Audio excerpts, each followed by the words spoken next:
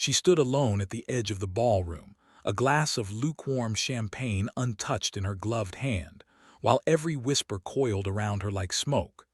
No one spoke to her directly.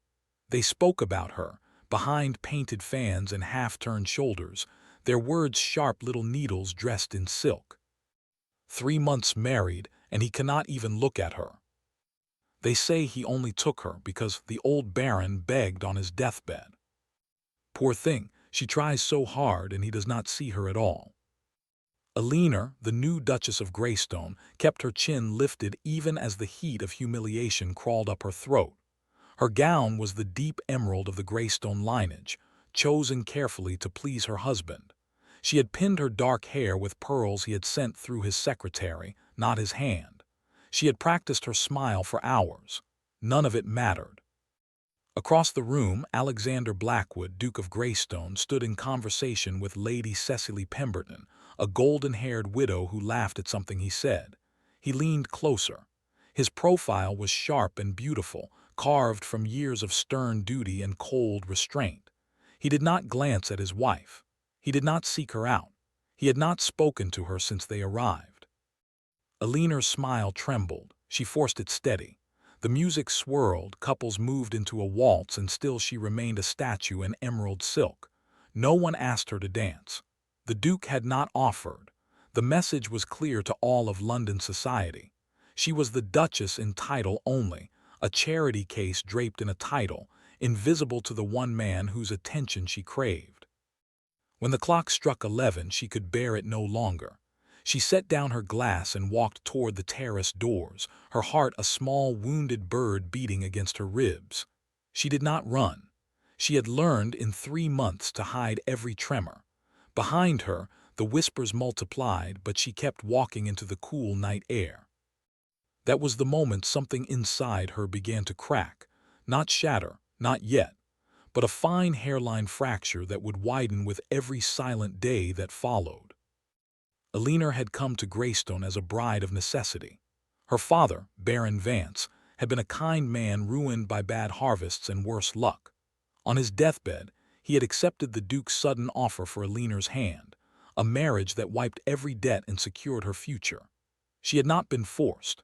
She had chosen it with a heart full of terrified hope, because Alexander Blackwood had once visited her father's estate years before and spoken to her as though she mattered. She had been 16, standing barefoot by the stream, and he had returned her lost book with a flicker of something soft in his gray eyes. That memory had sustained her through the wedding and the cold journey to Greystone Manor. But the man she married was not the man from the stream. He was a stranger made of frost and formality. He gave her a wing of the vast manor, a lady's maid, a generous allowance, and nothing of himself. He took meals in his study. He rode out at dawn and returned after dark. When they appeared together, it was for duty, not desire.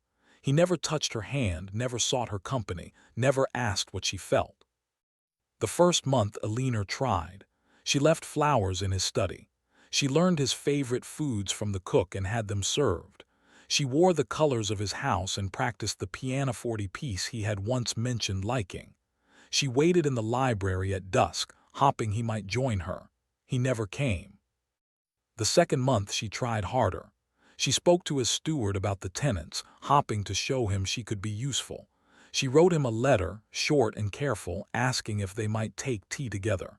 He replied with a single line, "I am engaged." The third month after the ball, something shifted. She stopped waiting in the library. She stopped leaving flowers. She stopped trying to catch his eye across the dining table. The hope that had burned so stubbornly began to gutter, and in its place came a quiet, terrible clarity. She could not make him love her. Perhaps he never would. The realization was not loud. It settled over her like morning fog, silent and chill. She woke the day after the ball, stared at the canopy of her bed, and whispered into the emptiness, "I cannot live like this forever." And so the slow turning began. The first change was small. Eleanor stopped taking breakfast in the small parlor that adjoined the Duke's empty study, hoping he might pass. Instead, she ate in the sunny morning room at the opposite end of the manor, where the servants were cheerful and the windows overlooked the herb garden. She started walking the grounds alone, learning the names of the gardeners and the tenants' children. She borrowed books from the village lending library and read them under the old oak by the stream, the very stream where she had once lost a book and a young duke had returned it. The memory still pricked her heart, but she folded it away. A fortnight later, she asked the housekeeper for the household accounts. "I wish to understand Greystone properly," she said, her voice calm. The housekeeper, a stern woman named Mrs. Creevy, looked surprised but handed over the ledgers. Alina spent a week studying every expense, every tenant record, every repair list. She discovered that the East tenant cottages needed new roofing and that the Duke's steward had been delaying the work. Without waiting for permission, she summoned the steward and gave clear, polite instructions. The work began within days. No one told the Duke. He was rarely at the manor, and when he was, he kept to his study behind a heavy oak door. But the servants noticed the new Duchess. They saw her kneeling in the dirt with the gardener, discussing root rot. They saw her visiting a sick tenant's wife with a basket of broth and bread. They saw her quiet dignity, her refusal to complain, her steady grace. They began to call her the true Duchess in whispers. Alexander Blackwood noticed nothing. He was too wrapped in his own private winter. To him, Alina was a duty fulfilled, a promise made to his dying mother. He had married to protect the daughter of his mother's dearest friend from a far worse fate, a vile old earl who had offered to buy her father's debts. Alexander had stepped in out of honor, not love. He had buried his heart years ago, on a battlefield in Spain, beside his younger brother. He had no softness left to give. Or so he told himself. One rainy afternoon, a month after the ball, Alina was returning from the village when she passed the open door of his study. She had not meant to pause, but his voice, low and weary, stopped her. He was speaking with his cousin, Mr. Reginald Blackwood, who often visited from London. "She is a duty, Reggie, nothing more. I provide for her, I give her my name, that is enough." The words fell like stones into still water. Alina stood frozen in the corridor. Rain dripping from her cloak. Reginald murmured something she did not catch, and then the Duke's voice came again, cold and final. "I never wanted a wife. I do not intend to start pretending now." Alina did not gasp. She did not cry out. She simply turned and walked silently up the stairs to her room, each step a quiet funeral. She sat on the edge of her bed for a long time, her hands folded in her lap, her eyes dry. The hairline crack inside her widened, but she did not break. That night she made a quiet vow. She would no longer chase a man who saw her as a burden. She would build a life within the walls of Greystone, not for him, but for herself.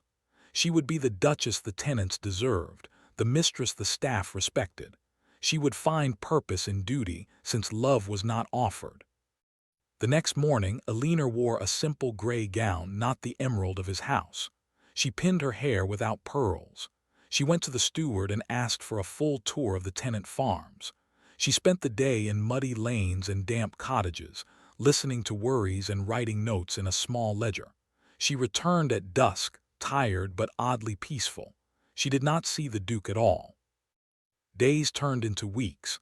Alina expanded her efforts. She organized a village school in an unused barn, hearing a young teacher from the next county. She started a small sewing circle for tenant wives, providing fabric and tea. She ordered repairs on the almshouses. She smiled more, not the practiced smile of a hopeful bride, but the genuine smile of a woman finding her own worth. The staff adored her. The tenants spoke her name with warmth. And the Duke? He remained a distant figure, but small things began to prick his awareness. He noticed that flowers no longer appeared on his desk. He noticed that his breakfast was served alone, without the faint sound of her footsteps in the adjoining parlor. He noticed, one evening, that she did not appear at dinner. He asked the footman where her Grace was dining. "In the morning room, Your Grace. She often takes a tray there now." Alexander frowned but said nothing. He ate his meal in silence, the dining room suddenly vast and hollow. It was the first time he felt a thread of something unsettling. He dismissed it as irritation at the change in routine. The emotional distance grew. Elinor no longer sought his eye. At a small country assembly held by the local gentry, she arrived in a dusty rose gown that made her look like a spring morning. She did not wait for him to escort her. She walked among the guests, speaking easily with the vicar and his wife, laughing gently with the squire's elderly mother. Alexander watched from across the room, a glass of port untouched in his hand. She was different, lighter. Her smile reached her eyes in a way he had never seen. It unsettled him. Then Lord Julian Ashworth entered. Julian Ashworth was a viscount from a neighboring estate, newly returned from the continent. He had kind brown eyes and an easy manner. He was not a duke, not a cold statue of power, but a warm and genuine gentleman. He had met Elinor briefly in the village during her school project and had been charmed by her quiet intelligence. Tonight, he crossed the room directly to her and bowed. "Your Grace, you are a vision. Might I have the honor of a dance?" Elinor hesitated. She glanced by instinct toward her husband. Alexander was staring, his expression unreadable, his gray eyes fixed on her. Something flickered in his jaw. He did not move, did not intervene. Elinor turned back to Lord Ashworth and placed her hand in his. "I would be delighted, my lord." They danced. The Viscount's hand rested lightly on her waist, proper and respectful. He spoke of books and travel, and Elinor found herself laughing, a soft, surprised sound. It was the first time she had danced since the wedding. It felt like sunlight after rain.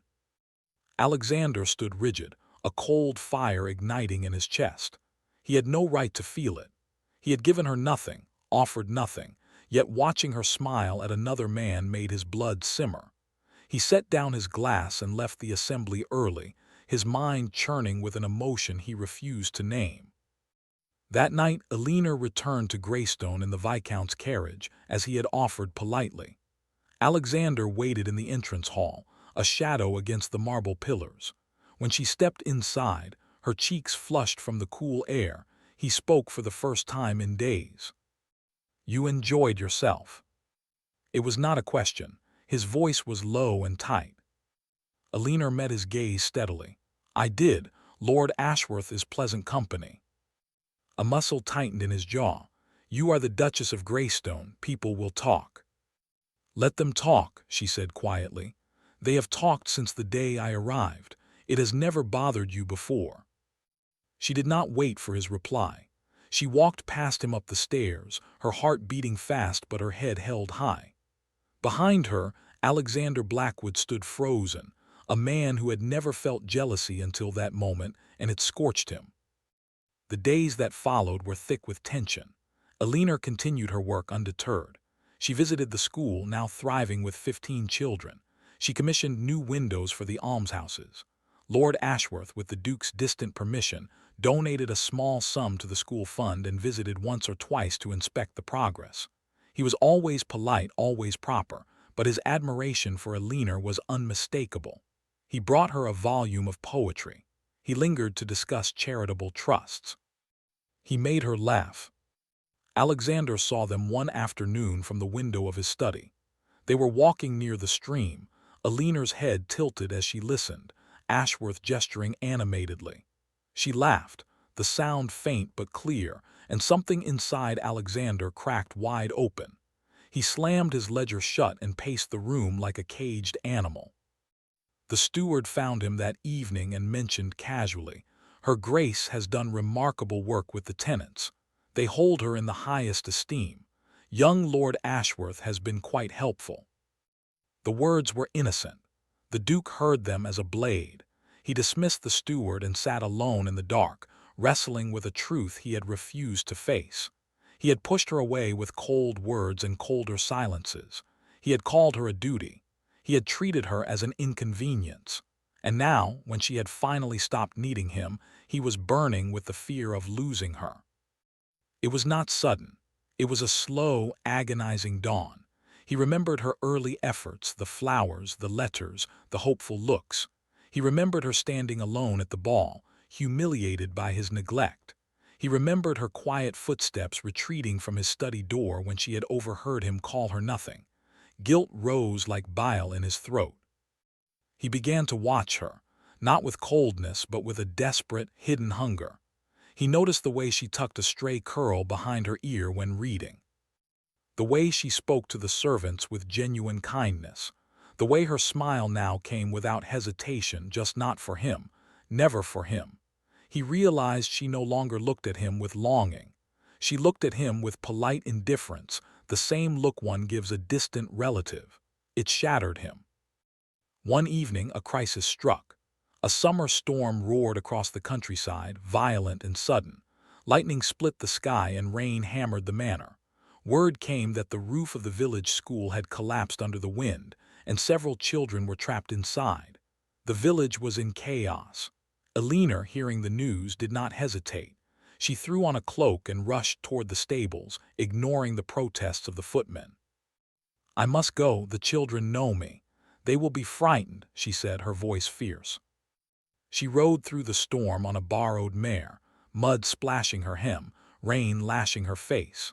The fear was a cold knot in her stomach, but she thought only of the small faces she had taught songs to, the little hands that had held hers. She reached the school, a wreck of timber and slate, and immediately began helping the villagers dig through the debris. Alexander arrived 20 minutes later, having been informed by a frantic servant. He had ridden at a dead gallop, his heart a drum of pure terror.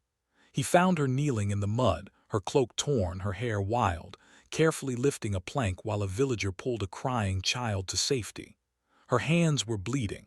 Her voice was calm, soothing. He wrenched her away from the wreckage. "Eleanor, are you mad? You could have been killed." She looked up at him, rain streaming down her face, and her eyes held no fear of him, only a steady, quiet strength. "I am the Duchess. These are my people. I will not stand by while they suffer." He stared at her, chest heaving, and in that moment the ice around his heart melted entirely. He saw her, not as a duty, not as a burden, but as the woman she truly was, brave, selfless, beautiful in her brokenness. He could not speak. He simply pulled her into his arms, holding her against the storm, his face buried in her wet hair. She stiffened at first, then slowly relaxed. The children were safe. The villagers were starving. But all she felt was the wild pounding of his heart against her cheek, a rhythm she had never been allowed to hear. He did not let her go until the rescue was finished. He worked beside her, lifting timbers, his fine coat ruined, his hands raw.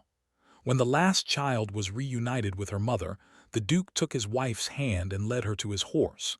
They rode back to Greystone in silence, her body tucked against his arms wrapped around her as though he would never release her. That night, after the doctor had bandaged her hands, Eleanor sat in her room by the fire, a blanket around her shoulders. The door opened without a knock. Alexander entered, his face shadowed with exhaustion and an emotion she could not name. He knelt before her chair, a broken man. "I have been a fool," he said, his voice hoarse. "A blind, stubborn fool."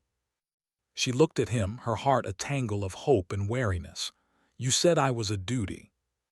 He flinched as if struck. "I know. I heard you that day outside my study. I saw your face later. I told myself it was better for you to hate me than to hope for something I could not give. But I was wrong. I was a coward." He reached into his coat and withdrew a sealed letter, yellowed with age. He pressed it into her hands. "I wrote this to my mother before she died. I promised her I would protect you, but I swore I would never let myself feel. I thought love was weakness. I lost my brother in war and I closed my heart. I did not know that you would become the one thing I could not bear to lose." Eleanor opened the letter with trembling fingers. The words blurred through her unshed tears. "I will marry the Vance girl as you asked. She will have my name and my fortune, but my heart is dead. I will not risk loving again. I cannot bury another soul I love." The second emotional reveal landed like a gentle blow. He had loved her all along, or at least the possibility of her, and had chained himself in fear. The coldness was not rejection. It was terror. She looked up at him, tears spilling over. "Why did you not tell me? I thought I was nothing to you." He cupped her face with a gentleness she had never imagined. "Because I am a proud fool. I saw you stop trying. I saw you smile at another man, and I realized I was losing the only light I had. Elinor, I do not ask for your forgiveness. I only ask for a chance to earn it." The confession was raw and unpolished, nothing like the practiced speeches of a duke. It was simply a man laying his soul bare. Elinor closed her eyes, feeling the warmth of his hands, the tremor in his breath. The pain of the past months was still there, a faded scar, but beneath it, hope stirred like a fragile seedling. She placed her bandaged hand over his. "I stopped hopping because I thought you would never see me, but I never stopped loving you, even when I tried." A sound escaped him, something between a sob and a gasp. He pulled her gently into his arms, holding her as though she were made of spun glass. They stayed like that, the fire crackling, the storm finally quiet outside the windows. The healing began in that silence, two wounded hearts learning to beat together. The weeks that followed were not without awkwardness. Trust must be rebuilt like a ruined cottage, stone by stone. But Alexander did not retreat. He began taking breakfast with her in the sunny morning room. He visited the school and met each child by name. He walked with her to the stream and did not flinch when she spoke of Lord Ashworth. "He is a good man," she said one afternoon, her hand tucked in his arm. "He was a friend when I had none." Alexander's jaw tightened, but he nodded. "Then I owe him my thanks, but I would prefer to be the only man who makes you laugh." She did laugh then, a bright, unguarded sound, and he felt it like a victory. Autumn came, painting Greystone in gold and crimson. The tenants' roofs were repaired, the school thrived, and the Duchess was loved by all. But the greatest change was behind the closed doors of the manor. Alexander no longer hid in his study. He sought her out, a quiet desperation replaced by a steady devotion. He brought her wildflowers, not hothouse roses. He read to her in the library, his voice low and warm. He held her hand during evening walks and did not care who saw. One evening, as they stood on the terrace watching the sunset bleed across the hills, he turned to her with an expression of tender gravity. "You saved me," he said quietly. "When you stopped chasing me, I finally had to face myself. I have loved you, I think, since that day by the stream when you lost your book and scolded me for stepping on the pages. You were barefoot and fierce, and you did not care that I was a duke. I was terrified of losing you, so I pushed you away, but you stayed, you grew, and you became the woman I do not deserve." Elinor leaned into him, her heart full. "You were always the man I saw by the stream. It just took you a while to find him again." He pressed his lips to her hair. "I found him. He is yours if you will have him." She lifted her face to his, her eyes shining. "I already have." The kiss that followed was soft and unhurried, a promise sealed in the fading light. It was not a kiss of desperate passion, but of deep, abiding love, the kind that endures storms and silence. It was the kiss of a man who had learned that love is not a weakness but the greatest strength of all. In the months that turned into years, Greystone Manor became a home filled with laughter and the patter of small feet. The Duke never again let a day pass without telling his Duchess that she was seen, heard, and cherished. And Elinor, who had once stood alone in a ballroom drowning in whispers, now walked with her hand in his, the center of his world. Her silence had not broken him, it had saved them both. The whispers of London society faded into irrelevance. There was only Greystone, and the quiet, enduring love that had grown from the ashes of cold duty. A love that proved it is never too late to see the one standing beside you. A love that healed.